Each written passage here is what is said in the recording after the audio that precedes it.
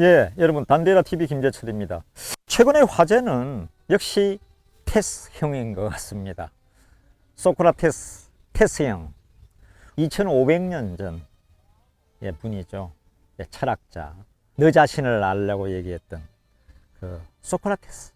근데 그 소크라테스를 가지고 우리의 트로트 유행가를 만들려고는 아무도 생각을 못했죠. 역시 나훈아 다웠다. 그래서 시청률이 29%, 30%, 순간 시청률 40%까지 올라가는, 지금 방송사에서 시청률이 그렇게 올라가는 거는 기적이죠, 기적. 10%만 올라가도 지금은 드라마도 성공이라고 하는데, 방송사가 얼마나 많습니까? 뭐 이제 KBS, MBC, SBS 공중파 시대는 지났고요. 결국은 컨텐츠, 그 프로그램을 잘 만드는 자가 왕이죠. 그게 뭐 유튜브면 어떻습니까? 유튜브도 뭐 최고의 킬러 컨텐츠를 만들어내면 그게 최고죠. 전 세계 유튜브도 있고, 뭐 네이버 TV도 있고, 카카오 TV도 있고, 뭐 안 되는 게 뭐 있습니까? 언제든지 특종도 가능하고. 그런데 이번에 그 나훈아의 공연에서 백성을 사랑하는 왕이 있었느냐? 그런데 백성은 사랑하는 왕도 있었습니다.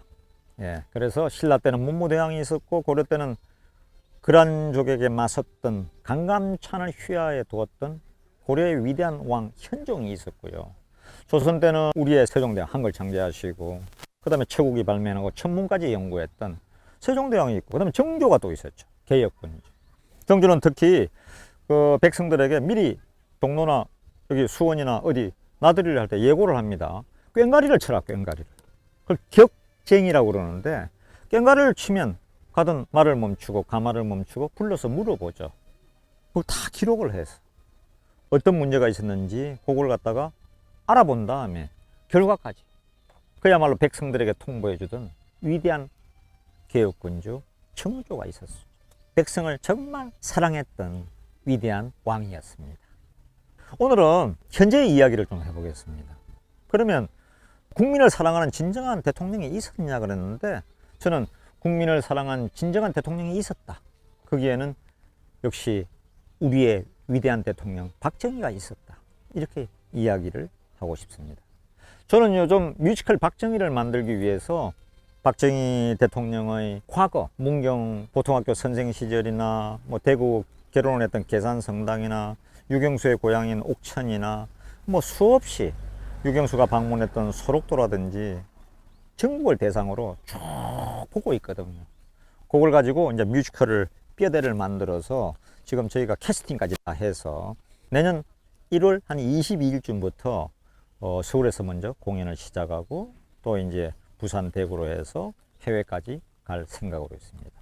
요즘 저희 주인공 정도원 군과 김효선 양이 박정희 불태우리라, 또 유경수의 노래를 불렀는데 댓글도 엄청나게 들어오고요. 그리고 보러 오겠다는 분들이 너무 많아서 뮤지컬 박정희에 대한 책임감을 더 통감하게 됩니다.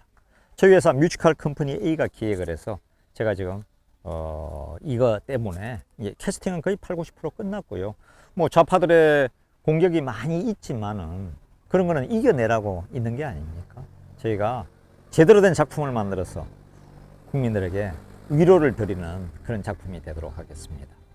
그런데 박정희는 역시 대한민국에 1961년 그게 쿠데타가 됐건 혁명이 됐건 국가재건 최고의 의장을 거쳐서 대통령이 된 다음에 그야말로 나라를 위해서, 특히 경제를 위해서 세계에서 가장 빈곤했던 나라를, 1인당 GNP가 100달러도 안 되던 나라를 2,500만 불이었던 수출을 71년에 10억 불을 했으니까 40배로 늘었죠. 10년 만에 수출이 40배로 는 겁니다. 그 다음에 77년도에는 10억 불을 수출했거든요. 1961년에서 1977년 사이에 수출이 400배로 는 겁니다. 국민소득은 84달러에서 61년에, 그 다음에 77년에는 1000달러를 넘어서게 됐죠. 요즘 우리가 걱정을 많이 하는 연평도 부근에서 우리 민간인이 사살됐지 않습니까? 그것도 해양수산부 공무원이 말입니다. 김정은이가 지시한 거죠. 그런데도 이 문재인 정부는 별 말을 못 하잖아요. 대통령이 어디 있었는지도 모르겠고 그 시간에. 그래서 국민들이 참으로 붕괴하고 있는 상태입니다. 박정희 시대 같으면 이건 난리가 났죠. 예. 박정희는 역시 강했습니다. 박정희를 우리가 평가해야 되는 것 중에 하나는 박정희의 정책은 부국 강병입니다. 부자 나라가 되면 안보도 튼튼해져서 나라가 아주 선진국 대회로 갈 수 있다는 정책이고, 이에 비해서 당시에 그 맞짱을 뜬 김일성은 강병 부국이다. 우리가 군사력을 강하게 만들어서 남쪽만 적화 통일해 버리면 그 남쪽 다 우리 거 되는 거다. 그리고 그렇게 돼서 부자가 되면 되지 않냐. 군사력을 먼저 키워야 된다. 그래서 강한 군사력, 강병, 강한 군대가 되면 나라 부국, 그냥 부자 나라가 된다니까. 이렇게 생각을 했는데 결국은 뚜껑을 딱 열고 보니까 누가 이겼습니까? 부국 강병을 주도했던 박정희가 북한을 압도한 거죠. 그렇기 때문에 지금 우리가 이렇게 석유 한 방울 없는 나라에서 지금 우리가 기적의 나라를 만들었지 않습니까? 이제 박정희의 부국 강병을 생각해 보면은, 박정희는 1945년 해방이 된 이후에 우리가 정말 존경해야 되는 최고의 지도자였다 하고 박정희를 기억해야 될 것입니다. 혹여나 우리가 유신 정권이라 그래서 박정희를 비난하는 사람도 많은데, 독재라고 해서 어떤 면에서 1973년에야 포항제철에 철이 터졌거든요. 그래야 중공업, 자동차공업, 기계공업 이게 다 국방이 마련해야 되지 않습니까? 거기에 연장선상이었다 이렇게 평가하는 학자들이 많습니다.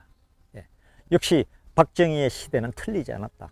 부국강병 정책으로 인해서 오늘의 기적 같은 대한민국에 우리는 살고 있다, 이런 생각을 해야 될 것 같습니다. 구독해 주시고요, 좋아요도 많이 부탁드립니다.